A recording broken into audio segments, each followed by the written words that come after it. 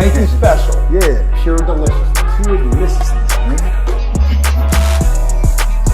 My name is Banky, man. Everybody calls me Banky. That's the name that I got from my grandmother when I was young.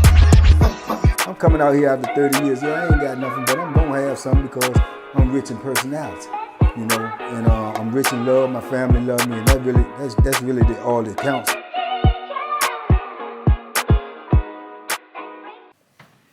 Shout out to everybody out there on Team Banky Pound, man. I appreciate the love, appreciate the support. We rolling, man. We rolling with these 33 years of prison stories, man. I'm back at y'all, man, one more again. I appreciate y'all supporting me. Appreciate y'all supporting everything I get on, man. TBP, salute. Appreciate you. I've been doing the shorts, y'all. Let me know if y'all like the shorts. I appreciate it. I ain't do but a couple right so far. But I keep them going. If y'all rock with them, just let me know. Just little short stories. But today I want to tell y'all one. It might not be as long neither, but it's one of them stories that I just decided to tell. Well, I try to stay away from these type of stories, but at the same time, you know, some of them is kind of relevant just to get the point across. But this story right here, man, was when I almost got in a beef, or I did get in a slight beef, just because of what I seen. You see what I'm saying? So you can see things sometime in penitentiary that'll get you in trouble, you know. But you know, you're supposed to see and don't see, you know, and never speak on anything. Those are the rules in the penitentiary. But this happened when I was early in my bit. I was on Augusta. So you're talking less than 5 years within my bit. And I was cool with a lot of cats in the block, man. My homeboy Boo was in the block, man. Shout out to Boo, man. That's my big brother. You know, waiting on his liberation right now. You know, he getting ready to be home soon in a couple of months. Try to bring him to y'all so y'all can kick it with him, holler at him, you know, top soldier. Well, at the time I was in the block with a couple of my homies. Boo was, you know what I'm saying, like my big brother at the time. And he was in the cell with a dude named Harvey, right? Harvey was a funny dude, man. Harvey was from Richmond. Harvey is the type of dude that you do your bit around. You will always be entertained, man, because he always into something. He always trying to, you know, do this, do that, you know, sneaky. He want to get his, get what he got to get, you know. He like to indulge, you know what I'm saying, as far as like, you know, getting high. That was his thing. Wasn't no shame about it. Everybody knew it. And that's what he did all day. He flat-footed, he hustled to make sure he had that. You know, and he always walking around with a toothpick in his mouth. You ever met them type of brothers? There's a lot of them brothers like that I've met over the years, especially in penitentiary. A lot of them brothers like to walk around with a little toothpick in their mouth. Harvey was one of them dudes. He always got the toothpick in his mouth, man. He was a light-skinned dude, you know, about 5'10", something. You know, he had nice size. He worked out when he wanted to. You know, I remember one time he had put on a little bit of weight, but he went to the hole, man, for some foolishness. And he ended up coming out the hole. And, you know, when you back there in that hole, you be shaking out, man. You ain't got nothing else to do. You already starving. You already automatically on a diet because the only food that you got to eat is the food that they bringing back there. So they automatically put you on a diet because you definitely don't want to eat that. And you definitely don't want to eat it on a regular basis. But when you back there, you starving, man. So you ain't really got a whole lot of choice. So he on a diet because he in the hole, plus you work out, man. You got to burn that energy off just so you can sleep longer, you know, to kill the day. So he come out, man. I was looking good when he came out, man. He dropped the little pounds off. He got into a little workout groove. He working out like I don't know what. He ain't doing nothing but push-ups and pull-ups. And by the way, for y'all out there, push-ups and pull-ups to get you right.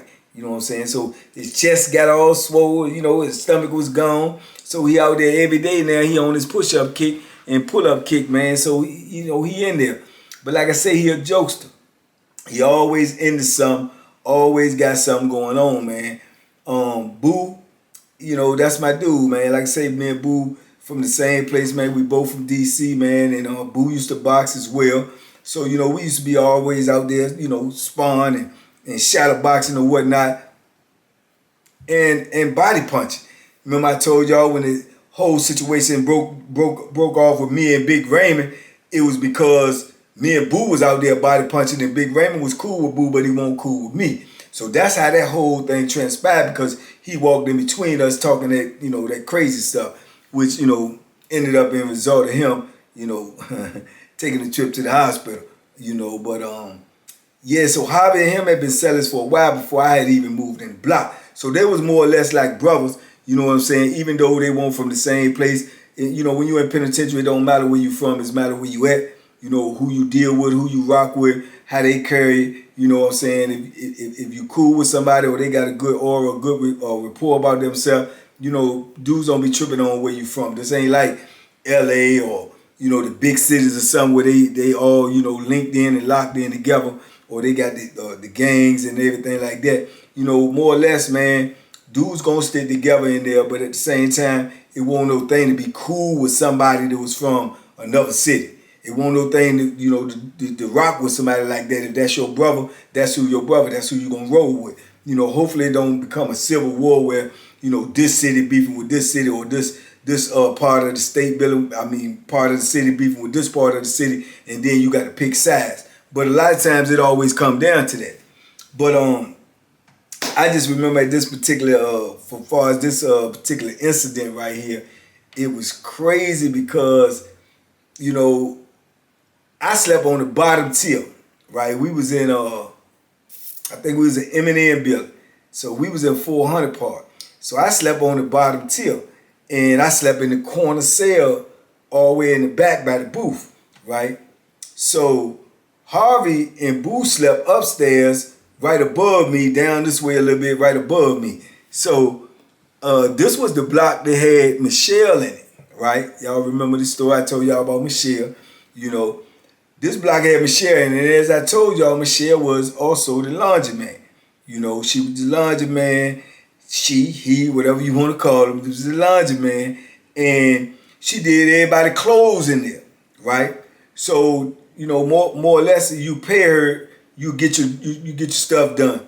You know, you get your stuff done. You know, whenever, you know, 2 or 3 times a week, you can get your clothes washed, but you had to pay them. You know what I'm saying? That was just straight like that. You had to pay them, and you get it washed like that. If not, you might get it washed once a month. You might not.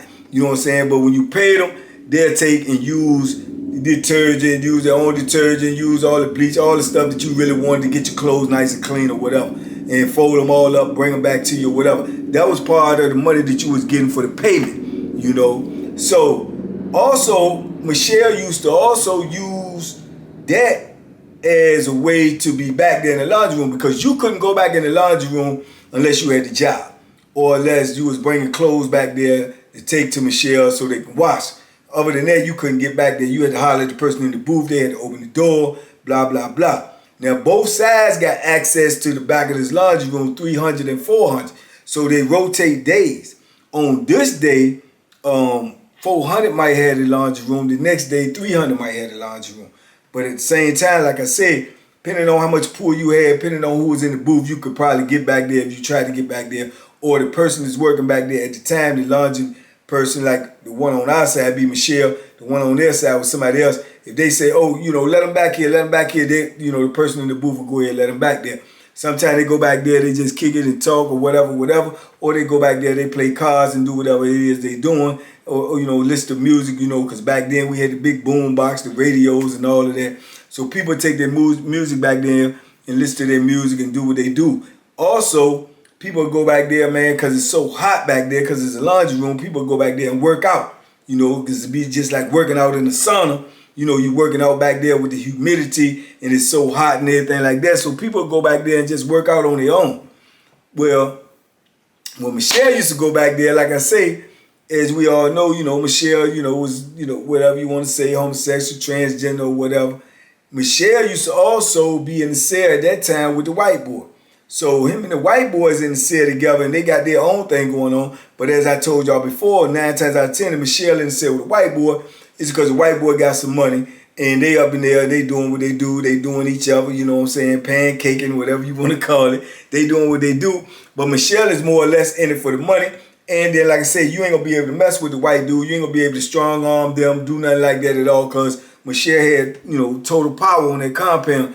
If she put the bug in the right people's ear, you going down like the Titanic. It ain't no ands, ifs, or buts about it.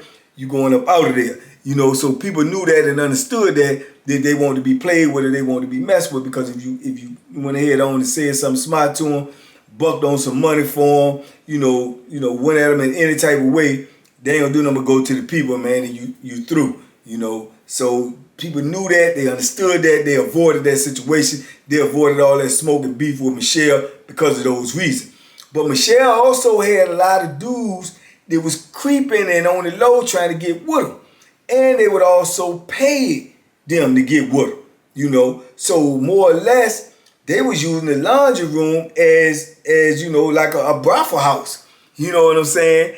And it ain't no way you could tell me, even as young and green as I was at the time, is no way you could tell me that them COs and them people did not know that was going on back there. Because all Michelle had to do was give a wave of the arm and say, go ahead, let them back. And they'll let them back there. And like I say, can't nobody else go back there unless the people in the booth open the door. So Michelle will be back there, might have somebody from the other side, might have somebody from our side back there, and dudes will go back there, and you never really knew what they was doing. They might be taking their laundry back there or whatever, but they stay back there a while.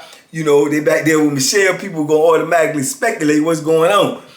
Cat been back there about 30 minutes, you know what I'm saying? So, people try to avoid that. When they did take the clothes back there to Michelle, they'll go back there, throw the bag down there, and roll on, come back out just because they ain't even want that type of talk on their name. But you had people going back there and don't emerge for 30 minutes, 45 minutes, an hour, hour and a half later.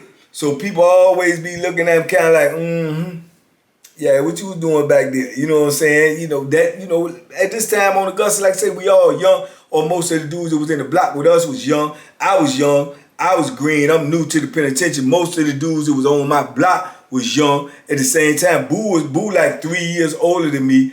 Harvey may have been like a year, maybe 2 years older than me at the most. So we all kind of young there, man, in our 20s or whatnot, early 20s at that. And, so it's a lot of joking going on because we seeing stuff that we not used to. We seeing stuff that we only heard about. So, dudes will laugh and joke about it, which will cause you some beef. It'll cause you some problems because you speaking on somebody else's business, or you laughing and joking, trying to make fun of something, and not realizing this the penitentiary, man, everything's serious. And they serious about this stuff. It ain't no joke with them. So if you want to call them outside their name or laugh at them because they doing this, that, or the third, then you better have your knife ready, man, because somebody might pull that Bethlehem out on you and come at you because it's like you shedding a light on whatever they doing when it ain't your business. So, like I said, I slept at the corner cell at the bottom. So right in front of my cell, I'm talking about directly in front of my cell, when I walk out, is a window right there. A small window, probably about this big. Small window that if you go to the window and look back there, you can see most of the laundry room. Not all of the laundry room, but most of the laundry room. So with that being said, normally when Michelle would go back there, Michelle would take and put a piece of paper over the window and tape it up and cover it up so if you came to the window and looked back there, you couldn't see them.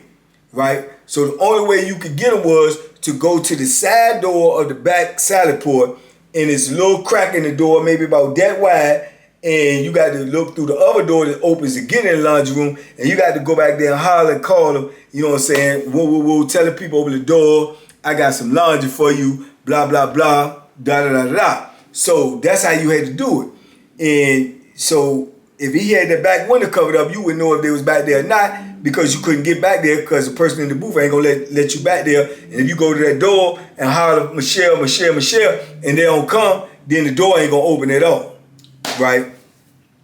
So this early one morning, man, I don't know if it was a weekend or what, but I had been coming back and forth out the cell doing push-ups, right? I'm working out. I'm coming back and forth doing push-ups, walking back in the cell, drinking water, walking out, push-ups, walk around a little bit, come out. Won't that many people out. It was early. Won't that many people out in the block. Probably 6, 7 people. So Harvey out there doing pull-ups and stuff on the bar. We got the little bar. It's really a sprinkler bar, right? But, we make shift use it while we in there. Dudes get up there, do pull-ups. They catch you on there. They tell you get off. Depends on if you had a butthole up in the booth, they might write you a charge, you know what I'm saying? So other than that, we'll use it every chance we get or wait till they turn their head, get up there, do pull-ups or whatever. Dudes be trying to get it in there, man. There ain't nothing else to do. Burn that energy off and try to get in shape. So that's what we did, man, especially when we was young and full of energy. So I can remember, man, Harvey was doing his pull-ups. I'm out there doing push-ups. So he keep walking back and forth, you know. Dudes pace a lot when they work out, you know, to get himself a little break. So he walking all the way around the block, but as he walk around the block, he'll come down in the corner and turn and spin by myself, go all the way back around, get back to the pull-up bar, and get back with his work, right? So, like I say, I'm in and out. So he came and he stopped down there one time while I'm at the other end. So I look and I see him, right?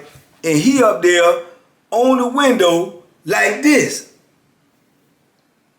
Yeah, I'm like, what is Harvey doing down there by myself looking at, and because I remember when I came out, I seen the little, you know, the little thing up there blocking the view. So I'm like, what is he doing, right? So I look down there. So as I turn and start walking back down there, he look up and see me coming. He like, come here. So I'm like, what's up? He's like, come here, shh, come here. So I pick up my little pace, start walking up there and everything. He said, man, look back here, look. So the window is covered up, but it done had a little slight crack in the window where the paper done slid a little bit, so it created a little slant, a little crack in the window like that. So he looking through the window.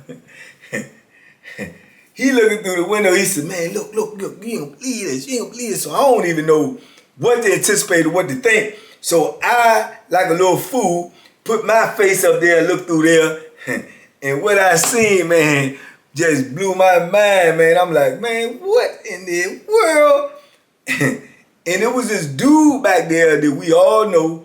I'm not going to say his name, you know what I'm saying? But I will say he was known all over the system. And he was known definitely on the Gus.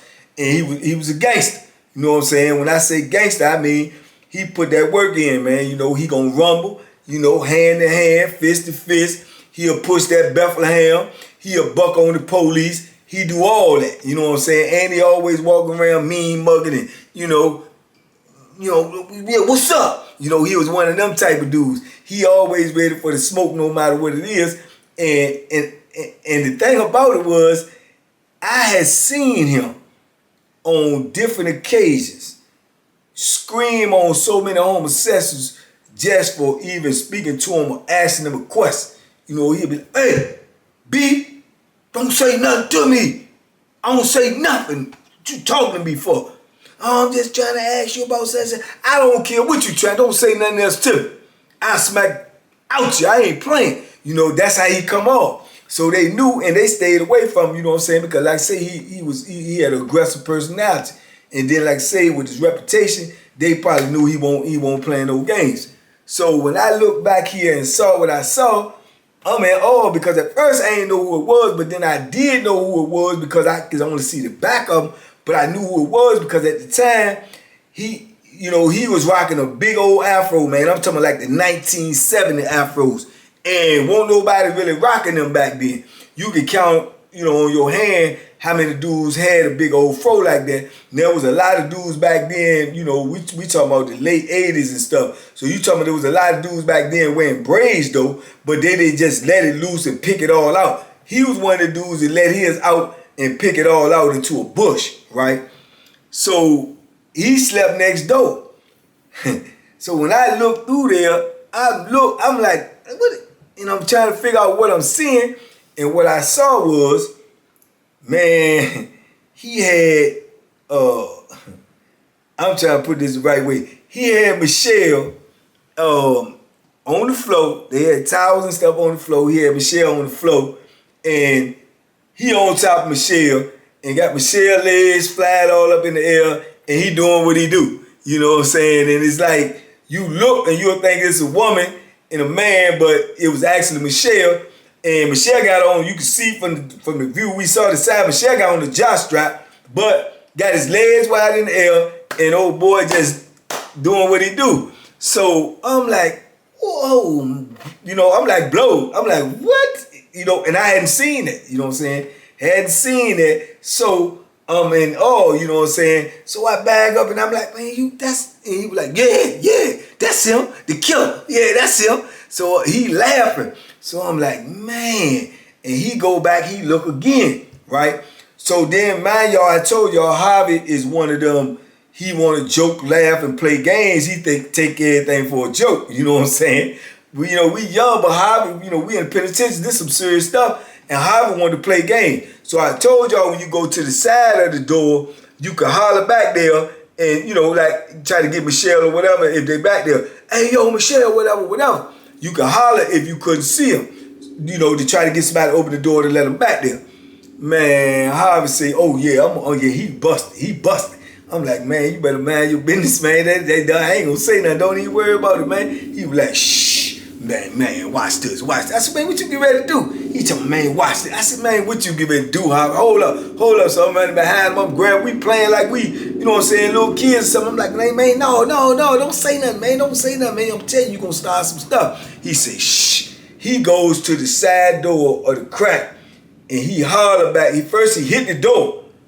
Boom! Then he hollered back there, I see you. And he, boom, jet take off running. Right? I told you he sleep upstairs, so he take off running. So I'm like, oh man. So I turn around and go in my cell. My cell right there on the corner. So I turn around, I go on in my cell. Man, I'm up in there, Joe. I started drinking some water. I'm in there like, man, Harvey is crazy. I don't know what, man. What is going on? And the jump just had me blow, man. I'm like, man, this crazy. So boom, it don't take no more than probably about, man, it was definitely less than 10 minutes. I guess they need enough time to get themselves together. And that side door bust open, right? And Michelle come up in there looking around the park. Trying to see who's who and what's going on. But see, this where the kicker was. I told you, Michelle had the white boy, right?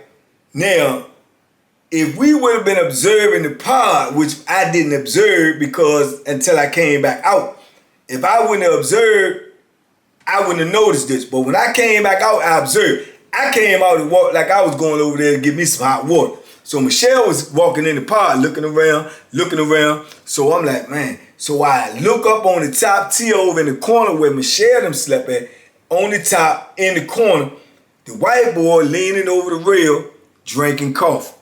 So now the first thing come to my mind is, did he see who was looking back there? Was he the lookout? You know what I'm saying? Because if he was, he gonna tell Michelle who it was, sure as grits as grocers, you know what I'm saying? So now, man, we at risk to go to jail because Michelle might drop a dime on a nigga. You might go to jail, anything, man. So I'm like, oh, man. So boom, Michelle is just basically faking with the laundry bag, walking around, just looking around, trying to see who out in the pod. All they doing is putting faces in their mind like who out there so they can pinpoint who did what, right? So I get the little hot water. I go on back down to the cell, right? So I'm in the cell. I'm the first one. I'm the first person that they're going to really look at because of the simple fact my cell right there by the window. And you know what I'm saying? When I go back in the cell and I look up there at the window, I can see that little crack has been fixed, right? So I know they know somebody done look through there and that you know what I'm saying? They hip to what's going on. So I'm like, man, this dude that got us in some all types of craziness. So boom. Michelle ended up leaving, going back in the laundry room, tell them, open the door, go back up in there. Because like I said, I think they just wanted visual, you know what I'm saying, to see who was out there, go back up in there. So when they go back up in there, here come Harvey. He come back downstairs. He come down to my cell, tell me something. Man, you see them people come up here looking around. They trying to figure out who did it. So I tell Harvey, I said, man, you ain't look up on the top tier, man. I said, man, the people up on the top tier, man, they done seen who was out there. They probably seen you, man, when you banged on the door and everything. So he said, hold up. And he looked up, he said, oh, man. He said, I ain't tripping. I ain't do nothing wrong. He back there, he doing what he doing. Hey, you know what I'm saying? He shouldn't have been doing it. He ain't want nobody to see him. I'm like, man, this junk crazy. So he said, man, I ain't worried about it. Yeah, I'm like, Michelle can get a brother locked up, man. I'm saying, believe that. You can act like you don't care now, but Michelle can get a brother locked up, man. That's a lot. Man, I don't know what we did. I don't know who it was. I don't know what it was. I said, man, I'm telling you, man, dude was on that top tier. He gonna tell it. I know he gonna tell it. And sure enough, man, He went on about his business. I go in the cell. About 15, 20 minutes later, I heard the back door open. So, you know, I step out, look out there, I don't see nobody. I go back in, and boom, here come old boy. He don't even sleep on our side. He came over our side. He comes straight to my cell, knock on the door. I come to the door, I'm like, what's up? He was like, yeah, something going on. I said, what? He said, somebody said something about my name over here. I said, man, what you talking about, man? He said, oh, I'm just checking. Somebody got something to tell me. I said, man, what are you talking about? He said, well, I'm just saying, do anybody got something to tell me? I said, well, I don't know what you talking about. He said, oh, all right. I just don't want my name in no foolishness. You know what I'm saying? I don't want my name in no foolishness, man. I'm telling you that now. I said, bro, I don't even know what you talking about. You know what I'm saying? He said, okay. So he walked on across. He told you got old, I think he one of them old hard dudes when he walked. So he walked across the joint. He looking around the pod, see who else out there, right? He get right before he go out through the back door. He turned. He said, anybody over here got something to tell me? Huh? Anybody got something to tell me? Oh, okay, all right. And walk on out. I guess that's his subliminal message. He's saying like, whoever you was who saw me, you better keep that to yourself because I ain't trying to hear that foolishness, right? So boom, he going back to his joint, right? So again, here come Harvey coming in there laughing and giggling. What he say? I said, you heard what he said, man? He said, well, what he come to your cell for? I said, I don't know. I said, I assume he come to my cell because my joint right by the window, right? He said, what he say? I said, I asked me, do I got something to tell him? Is anything going on over here? I said, man, I don't know what you talking about, man. You know what I'm saying? So he go on about his business, man. Me and Harvey laughing. He done went into a Boo. Man, Boo laughing, man. We like, man, we tripping out. Like, this is crazy. You know? So, showing up, soon as they call wreck, right? Go outside for wreck. So, we out there on the yard.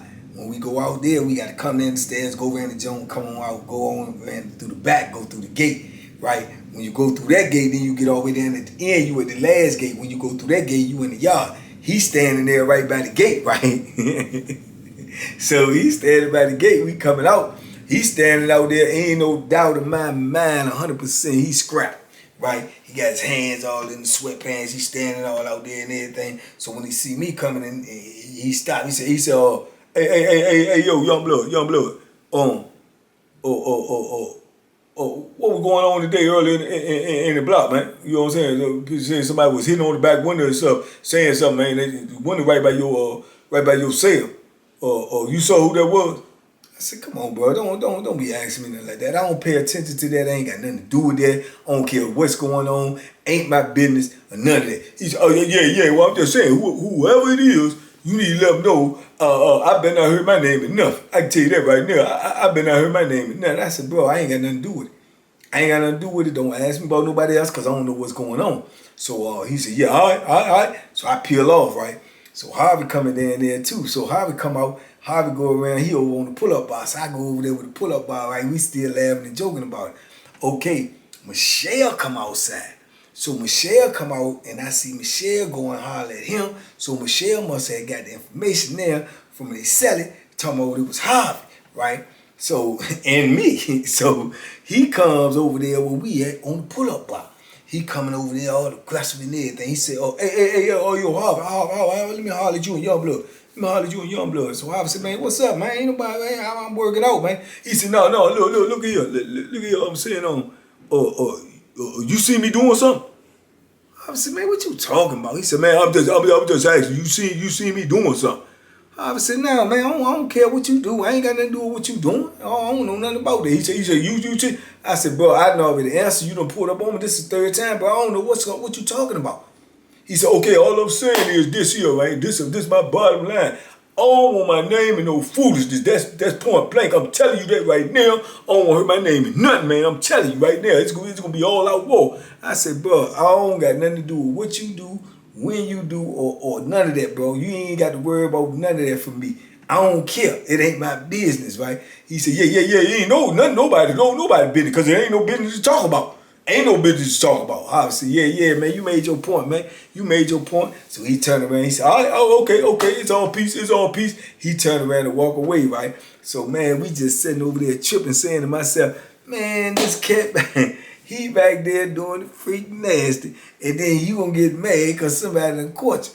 Now, I understand, like I say, Harvey did that, man. Harvey hit that door, man. Harvey could have saw what he saw, kept it to himself, but he won't hit the door, try to embarrass the people, man, call all the foolishness, man. And that's what caused all this chaos, man. We get ready to be out here pushing Bethlehems over something that ain't got nothing to do with us, you know what I'm saying? All because Harvey want to laugh and joke and act like stuff something funny, man. It ain't funny, man. Them people doing what they doing and they minding their business, you know what I'm saying? And I don't care what nobody else do because it ain't got nothing to do with me.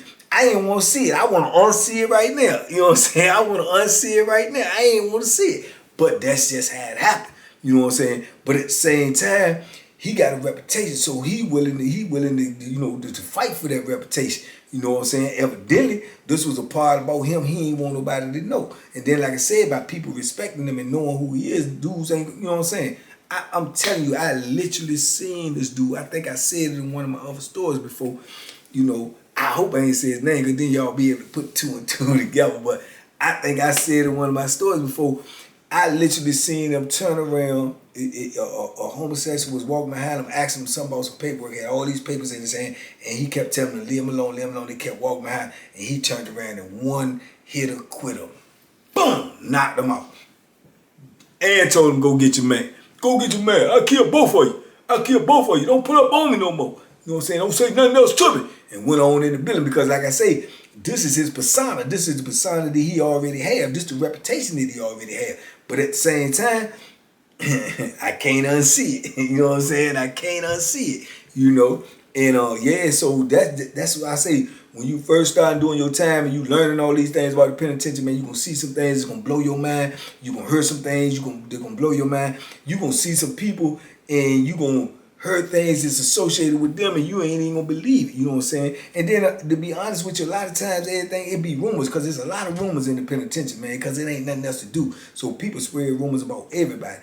You don't know what's actually true unless you actually see it. This was something that we actually seen, you know what I'm saying? But ain't nobody see it but me and Harvey, to the best of my knowledge, you know what I'm saying? I ain't tell nobody, I ain't even talk about it, you know what I'm saying? Because it wasn't my business and I ain't want no drama over no foolishness that ain't had nothing to do with me. God knows who Harvey told. I can tell you that right now.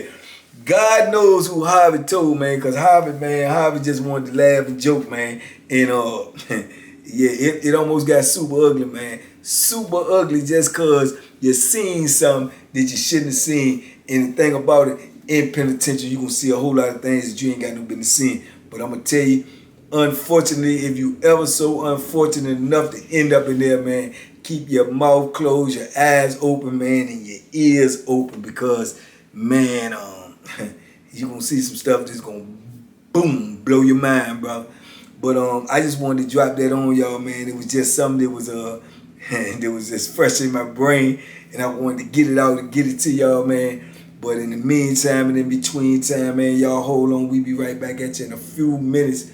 TVP, man, I appreciate you, man. Salute. Man, y'all hit that like button for me, man. We gonna get these numbers up, man. We gonna get this message out, man, to a bigger audience, reach more people. Shout out to everybody who hit me up, man, in the comments, man. Especially all the young fellas that tell me, man, these stories help you, man, make you understand what prison is like and let you know you don't want no parts of it. That's what I do it for. You definitely don't want no parts of this type of lifestyle, brother. It is treacherous, vicious, and unforgiving. So you definitely don't want no parts of it, man. And this is why I spread this knowledge, because I want y'all to understand that this ain't the life that you want to live, man. So y'all, man, take heed of these, man. Pass them around. Share them on your Facebook or any other social platform that you got. Share these stories, man, so they can spread around, man. Tell a friend and tell a friend and tell a friend about this TBP movement we got going on over here, man. Positive, motivational, inspirational, and uplifting. That's what we all about over here. We feed the positive, starve the negative. We don't want no foolishness over here. We only want love over here. We only want motivation over here and elevation, man. So if you're a part of that, man, come on, join this team, man. TBP, salute. Appreciate y'all. Love y'all. Y'all be safe out there. Make good decisions, man. And boom, boom, boom. Tuck that hook, baby. It's always coming.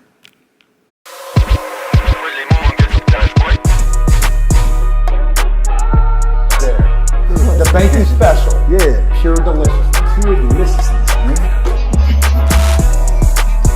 My name is Banky, man. Everybody calls me Banky. That's the name that I got from my grandmother when I was young.